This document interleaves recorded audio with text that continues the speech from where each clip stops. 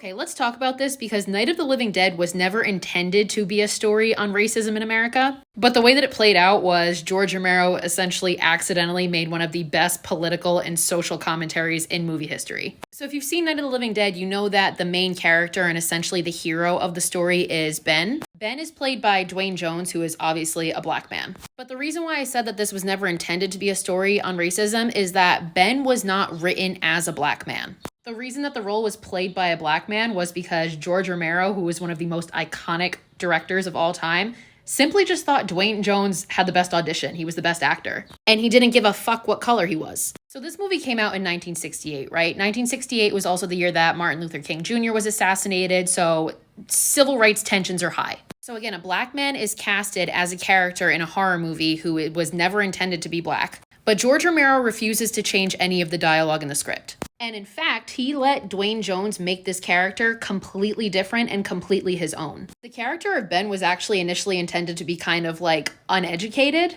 but Dwayne Jones was a very intellectual and well-educated man. So there was a lot of dialogue in the script that he actually changed and kind of improvised to make his own that made his character seem a lot more educated than he was initially intended to be. And also more the hero of the story than he was ever intended to be. Now, the reason that people usually watch this movie and assume that it was a story on racism in America is because of how it ends, which I'm about to spoil for you, but the movie also came out in 1968, so you've had plenty of time to watch it. Ben ends up being the standalone survivor, makes it through the night, defeats all the zombies, goes to exit the house, and this posse of white men shoots him down. If they did cast a white man as Ben, that would not have been nearly as effective as it is now. So that's what I mean when I say that George Romero accidentally made one of the greatest political statements in cinematic history. And I also think that's the reason why Night of the Living Dead still holds up and is as iconic as it is today. It would not have been so if it were not for Dwayne Jones's performance and the fact that George Romero even cast him in this movie. And Dwayne Jones ended up being the first black hero in horror movie history. So shout out to both these guys.